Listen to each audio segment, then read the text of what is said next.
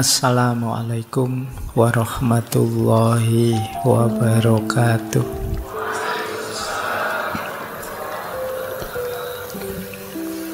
Bismillahirrahmanirrahim.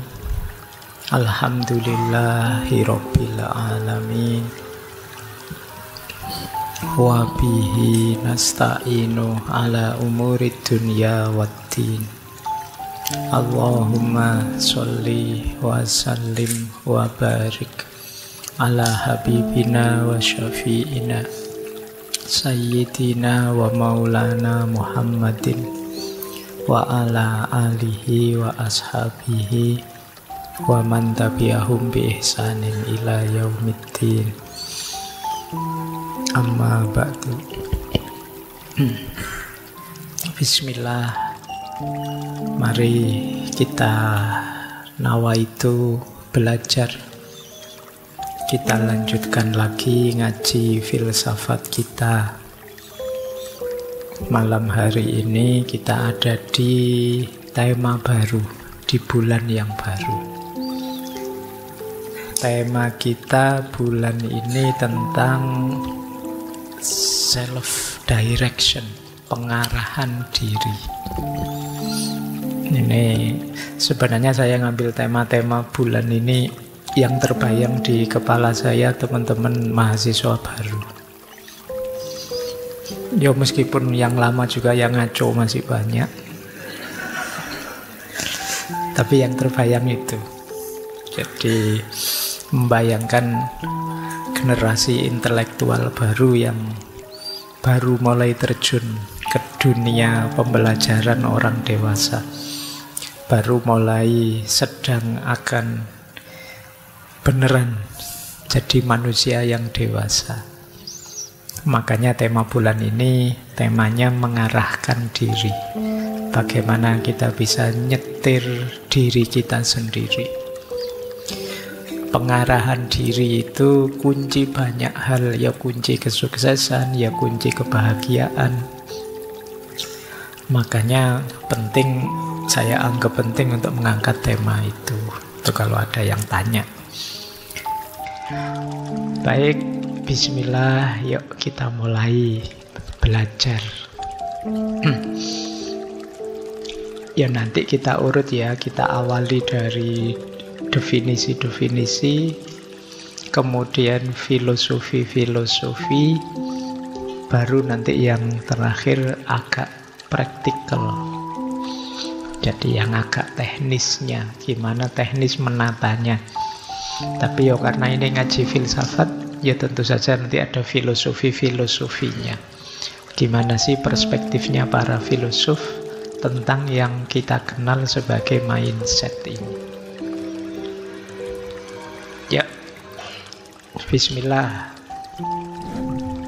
Kalau ini definisi ya, mindset itu semacam profil intelektual, profil berpikir kita. Jadi mindset itu sikap, keyakinan, asumsi yang mendasari cara pandang kita terhadap dunia dan diri kita. Ini namanya mindset. Setiap orang pasti punya mindset sendiri, punya struktur dan cara pandang sendiri. Jadi kalau ada orang bilang, ayolah berpikir yang rasional, ayolah berpikir yang kritis. Sebenarnya sebelum itu ada asumsi-asumsi, ada pola-pola dasar. Yang ini nanti menjadi profil kita dalam memahami dan memutuskan sesuatu. Sama-sama mikirnya, kesimpulannya bisa beda. Kenapa? Mindsetnya berbeda. Jadi jangan dikira orang yang beda dengan kalian itu kalian merasa, saya sudah berpikir kok Pak, berarti mereka yang tidak mikir. Tidak, mereka mungkin saja sama-sama berpikir, hanya saja mindsetnya berbeda. Apa ada manusia yang tidak berpikir? Kita kan sering ngeritik orang yang berbeda dengan kita itu sebagai, oh bodoh banget, ndak mikir. Wah, yo kayak saya ini mikir. Loh, mereka juga mikir, cuma mungkin mindsetnya beda, cara pandangnya beda. Mungkin teman-teman ingat dulu kita pernah belajar seorang filosof Yunani namanya Heraklitos. Beliau punya kalimat menarik, ethos anthropoi daimon. Ethos itu karakter, anthropoi manusia. Karakter manusia itu mengikuti daimonnya. Daimon ini semacam mindsetnya. Kemudian beliau mengilustrasikan kalau mindsetnya, sederhananya begitu ya kalimat selanjutnya, kalau mindsetnya seperti lalat, ya sampah akan lebih menarik daripada emas. Jadi kalau cara berpikirmu seperti lalat, ya kamu lihat sampah lebih tergiur daripada lihat emas. Kalau cara berpikirmu di redaksi selanjutnya seperti babi, lumpur akan lebih menarik daripada air bersih. Jadi ini yang disebut mindset. Jadi kadang-kadang orang itu ya sama-sama mikir, cuma dengan mindset yang berbeda kesimpulannya bisa berbeda. Orang yang tipe lalat tadi, kamu kasih sampah seneng, dikasih emas moh. Nah misalnya ada yang tipe anak kecil misalnya, dikasih uang banyak tidak mau, maunya uang yang gambarnya menarik misalnya. Ini sama kayak kalian waktu besar ini, itu yang disebut mindset. Coba kalian tipe apa sih? Di tipemu itu nanti akan kelihatan caramu memahami hidup, caramu memahami dunia ini. Itu Heraklitos untuk memudahkan kita memahami apa itu mindset. Coba kalian cek ya, yang paling menarik dalam hidupmu apa? Ketika kalian melihat sesuatu, pertama-tama yang muncul di kepalamu apa? Itu biasanya berhubungan dengan mindset. Coba kalian cek, kalian seneng ngaji filsafat ini, coba apanya? Ramenya, materinya, saya yang membawakan, atau wah ini banyak lawan jenis yang ikut hadir juga, atau itu biasanya berhubungan dengan mindsetmu. Kalau urusan reasoningnya kalian bisa bikin belakangan, tapi mindsetmu yang duluan membunyikan. Kalau tadi fokusmu ke lawan jenis, begitu nyampe sini, wah perempuannya sedikit sekarang, bisa begitu kesimpulanmu. Yang kamu lihat itunya. Atau kalau mindsetmu rame dan tidak rame, begitu ke sini kok sedikit sekarang, tidak terlalu rame, terus kamu tidak tertarik lagi. Itu mindset. Ya nanti argumen bisa kamu bikin di belakang. Nah. Baik, jadi semoga sudah tergambar ya yang dimaksud mindset itu apa. Jadi struktur pikiran kita. Mindset mempengaruhi cara kita memandang, cara kita menghadapi tantangan, membuat keputusan, bereaksi terhadap keberhasilan atau kegagalan. Kalau gagal seperti apa, kalau sukses seperti apa, itu ya tergantung mindsetnya. Ada orang yang gagal sedikit saja merasa hidupnya hancur, ada orang yang gagal bolak-balik masih bisa bangkit lagi. Itu mindset. Jadi maka hidupmu sebenarnya banyak tergantung di mindset ini. Berhubungan dengan pertumbuhan kita, ketahanan kita, cara kita melihat sesuatu. Di situ saya sebut mindset itu berhubungan dengan titik pandang, cara pandang, dan sudut pandang kita. Titik pandang itu misalnya HP ini, saya lihat apanya? Oh cuma saya lihat casingnya saja, atau saya lihat LCD-nya saja, atau saya lihat harganya saja, atau ini namanya titik pandang. Kalau cara pandang, cara saya mendekati HP ini sebagai seorang pemakai, atau sebagai seorang penjual, atau sebagai seorang yang ingin disenangkan oleh HP ini, atau ini namanya cara pandang. Kalau sudut pandang, dari sisi mana kamu melihatnya? Nah, sudut pandang itu misalnya, kalau dari sisi saya, laptop ini warnanya biru. Tapi dari sisi kalian, laptop ini warnanya hitam. Itu namanya beda sudut pandang. Sama-sama lihat laptop ini sih. Dari ngaji yang banyak lihat laptopnya. Cuma yang dilihat dari sudut pandang kalian, dia hitam. Dari sudut pandang saya, dia biru. Kadang-kadang kita sering rame, gegeran hanya gara-gara ini. Beda sudut pandang. Jadi, saya lihat sendiri warnanya biru, hakul yakin biru. Terus yang sana bilang, loh saya juga lihat sendiri, hakul yakin hitam. Sama-sama hakul yakin melihat sendiri, ngalami sendiri, tapi bisa berbeda. Kenapa? Sudut pandangnya beda. Kadang-kadang diskusi yang rame sampai hampir tawuran itu mungkin beda sudut pandang, beda titik pandang, dan beda cara pandang saja. Jadi mindsetnya ternyata orang beda-beda. Nah, itu pentingnya ya. Di antara nanti kita mengenali diri kita, coba kita cek kita itu orang yang cara mikirnya seperti apa. Cara menanggapi persoalan bagaimana. Cara menyikapi kalau saya senang atau saya sedih bagaimana. Ini kita nanti bisa tahu. Oh, saya orang yang mindsetnya seperti ini. Kan di medsos itu kan bertaburan. Kadang-kadang kan orang nuduh orang, oh, kamu dikit-dikit agama. Ya mungkin dia mindsetnya beda dengan kita. Yang dikit-dikit uang misalnya. Sama-sama dikit-dikit. Kalimat dikit-dikit itu menunjukkan ada pola. Jadi ada struktur. Kita nuduh orang lain, sebenarnya kita juga punya. Baik, kita lanjutkan. Nah, mindset inilah nanti yang membentuk dunia kita dan pengalaman kita. Indonesia ini penuh harapan, opo Indonesia ini sebentar lagi hancur, itu banyak tergantung mindset kita. Jadi perdebatan macam-macam di medsos itu biasanya tergantung mindsetnya masing-masing. Ini yang mungkin penting ya hari ini kita sadari bahwa oh ternyata memang orang itu bisa beda-beda. Baik, nanti kita lihat jenis-jenisnya mindset apa saja, pattern pola-polanya apa saja, cara membentuknya bagaimana di akhir-akhir ya. Kita lanjutkan. Cirinya apa positive mindset itu saya bawa beberapa ya. Orang yang mindsetnya positif, yang pertama dia optimis. Jadi optimis itu kan sederhananya yakin bahwa besok akan lebih baik.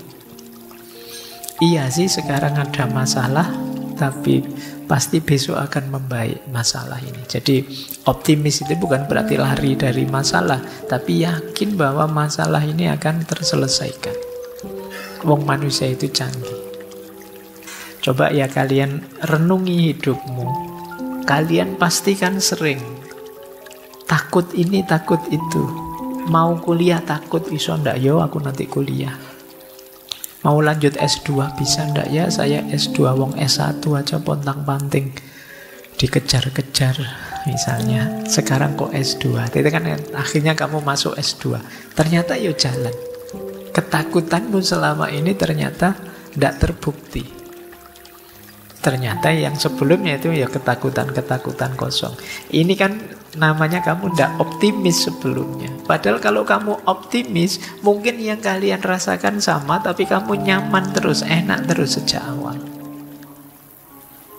Jadi, ya optimis tidak jaminan kemudian semuanya beres, tapi dengan punya mindset yang optimis, hidupmu lebih gembira, lebih ceria. Karena ada orang itu yang pikirannya serba negatif, tidak bisa optimis. Temennya bergurau tertawa, jangan banyak tertawa, hatimu akan jadi keras. Kalau hatimu keras, maka kamu iya. Jadi hidup ini rasanya beban sekali, berat sekali. Seolah-olah Allah itu ngasih kita beban saja dalam hidup. Kita ndak boleh gembira, ndak boleh senang, ndak boleh tertawa-tawa.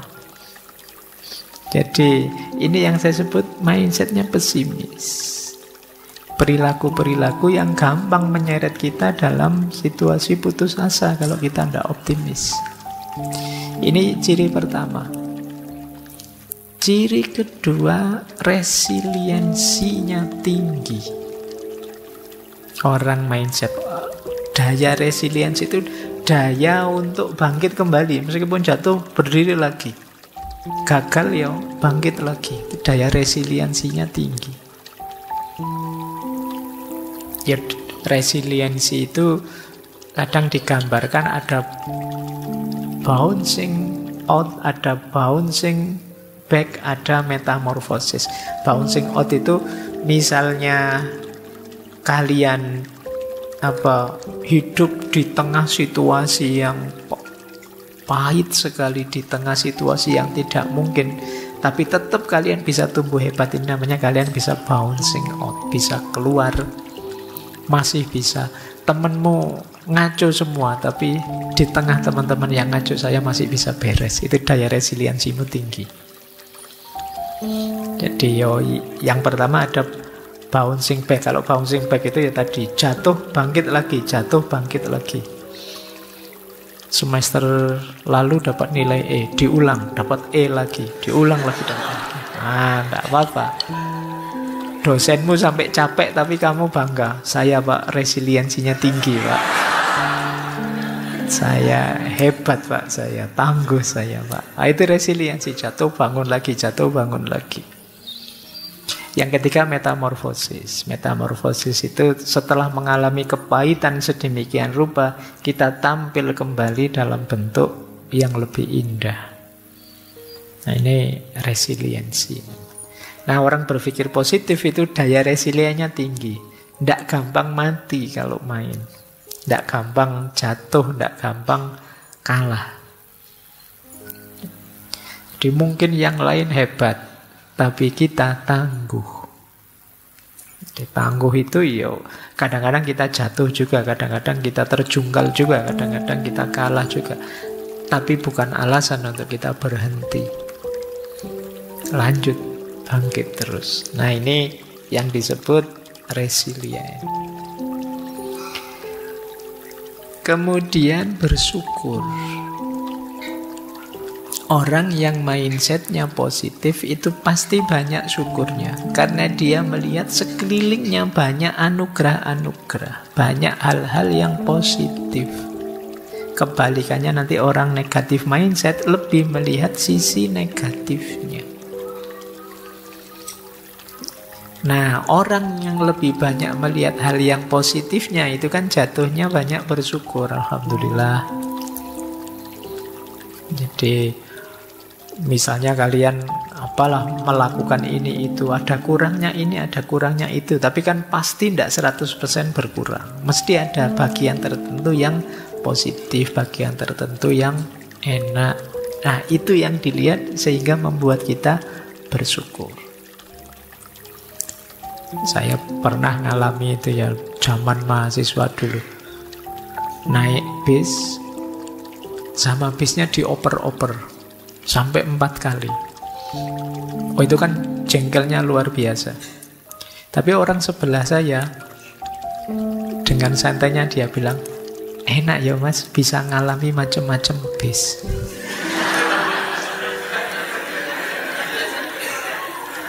Yang lain bayar sekali dapat 1 bis, kita bayar sekali dapat 4 bis loh.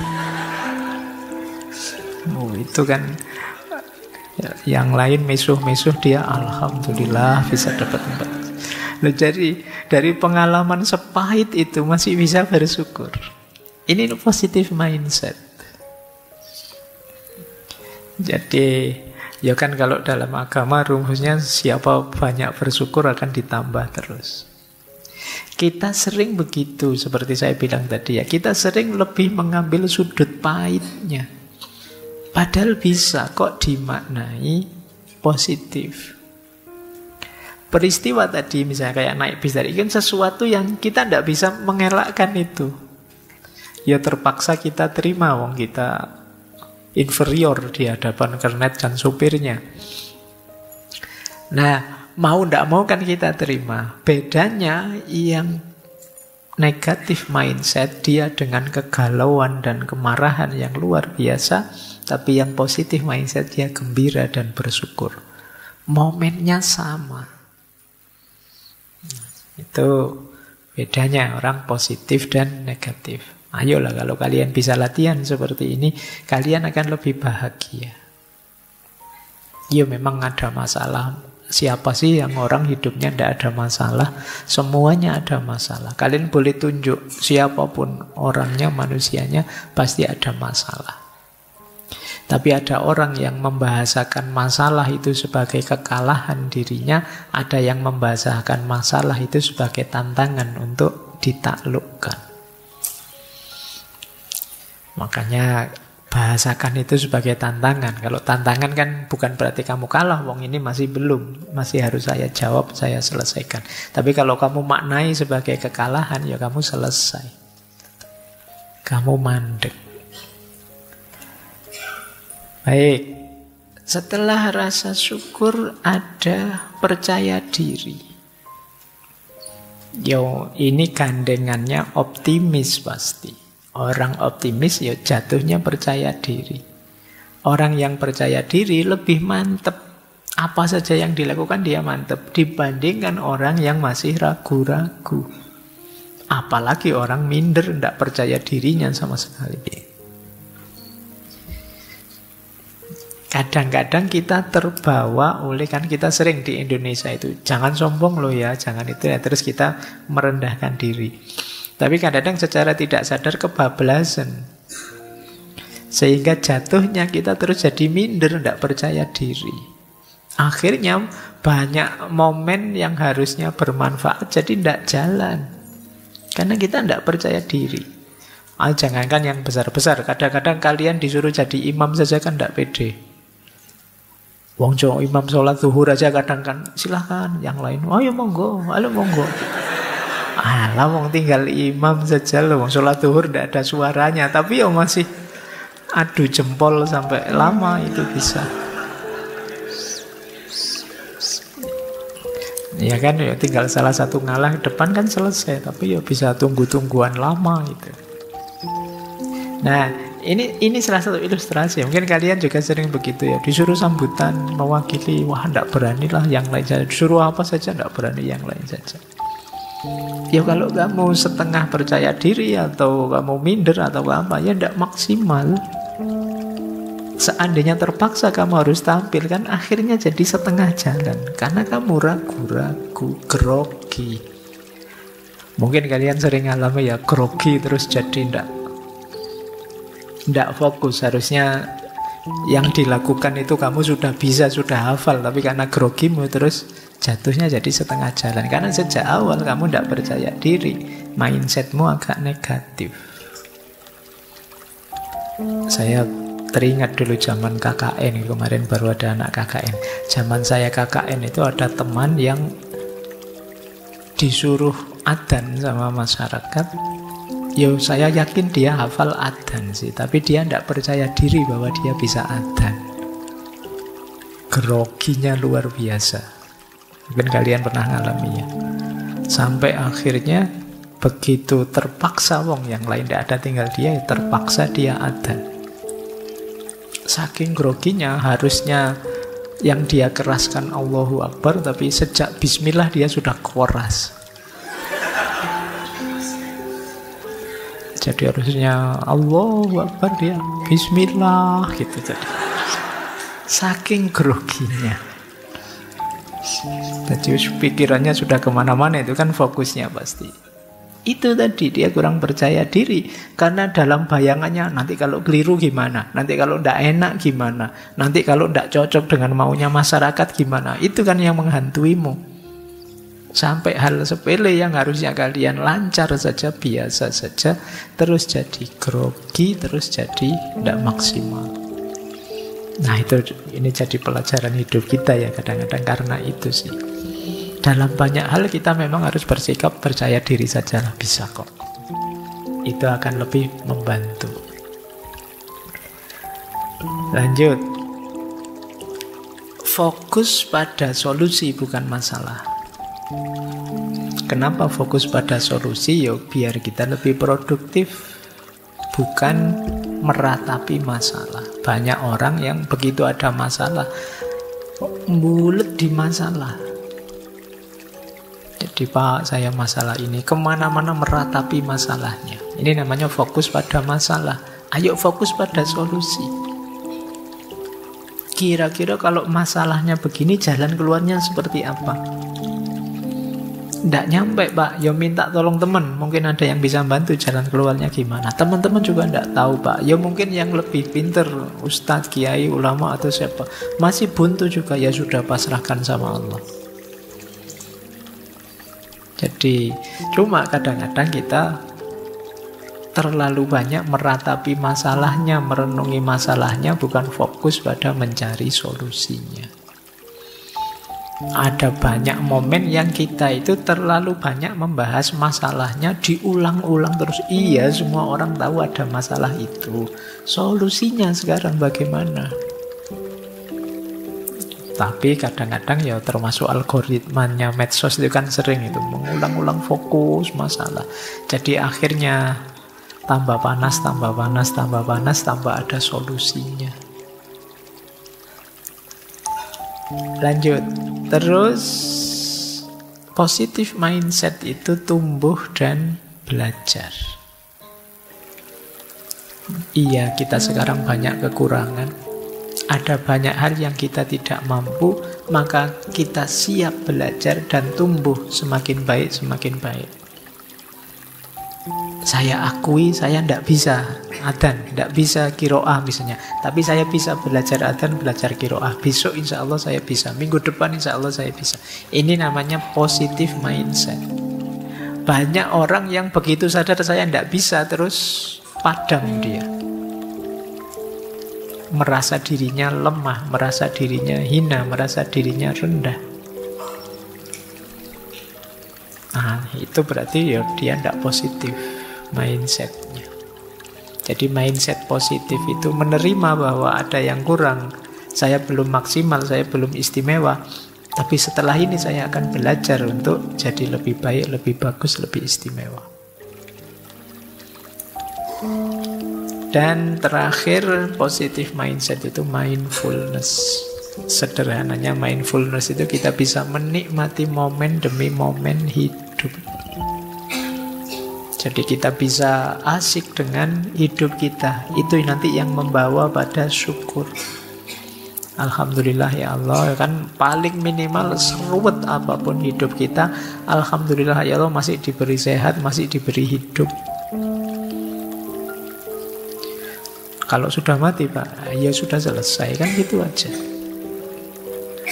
Sepanjang kita masih hidup, pasti masih ada dan banyak hal yang bisa kita syukuri, yang bisa kita nikmati. Ayo kita nikmati. Jadi jangan mikir yang negatif terus. Inilah cirinya positive mindset. Lanjut. Ada teori yang terkenal sekali tentang mindset ini. Ada yang punya pandangan growth mindset.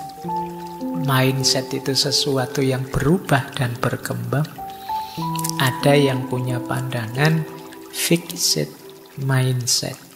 Mindset itu sesuatu yang tetap dan tidak berubah. Ini mirip kayak positif dan negatif tadi ya. Jadi banyak yang orang mengkritik fixed mindset. Banyak orang menyarankan growth mindset. Jadi fixed mindset itu orang nganggep bahwa mindset itu ya tetap. Saya kayak gini ya kayak gini Pak, inilah saya sudah, mau ndak mau. Nah, ini namanya fixed mindset. Nah, kita lihat mindset tetap dan mindset yang berkembang. Ya, yang positif sebenarnya yang berkembang. Ciri-ciri mindset yang berkembang, growth mindset. Ada beberapa ciri ya. Ini saya baca cepat karena waktunya. Insya Allah teman-teman sudah paham yang dimaksudnya.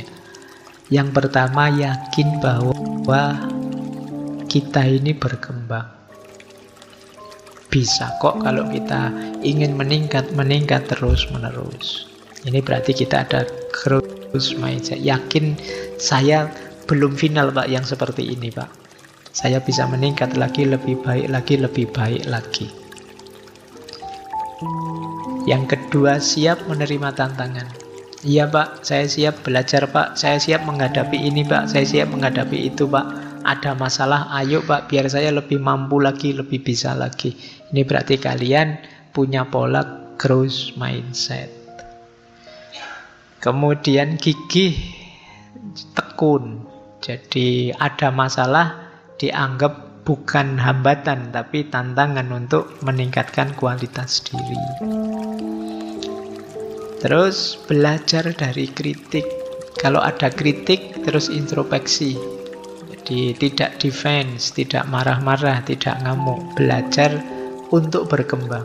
Jadi, oh, ada orang kritik saya, berarti saya masih ada jeleknya, masih ada kurangnya. Saatnya belajar untuk berkembang. Fokus pada proses. Ini orang growth mindset, bukan pada hasil. Saya akan mengupayakan semaksimal yang saya mampu. Selalu begitu. Tercapai sih, ya, tapi masih bisa lebih lagi. Pasti masih bisa lebih maksimal lagi. Tidak tercapai sih, tetap saya akan ikhtiar untuk mencapai. Ini namanya growth mindset. Kalau gagal, kegagalan adalah peluang untuk bangkit lagi. Jadi tidak masalah. Melakukan apapun ya memang alternatifnya dua. Kalau tidak sukses ya gagal. Sukses alhamdulillah, gagal bangkit lagi. Itu saja, mikirnya tidak terlalu rumit. Kemudian mampu beradaptasi dan terbuka terhadap perubahan. Ini growth mindset. Jadi tidak anti perubahan, tidak anti hal yang baru. Karena kita sendiri akan selalu baru, kita sendiri akan berkembang terus-menerus. Inilah growth mindset. Caranya bagaimana mengembangkan growth mindset ini? Saya agak cepat ya, ini mirip-mirip sebenarnya. Menerima tantangan. Mengubah self-talk tadi secara positif. Ikhtiar dimaksimalkan. Proses. Terus gagal adalah kesempatan untuk belajar dan bangkit lagi. Terus rayakan kemajuan. Setiap kali kita meningkat, syukuri itu. Bila perlu tidak sekedar syukuri, tapi juga syukuran. Ya, jadi syukuran itu berarti kalian rayakan itu.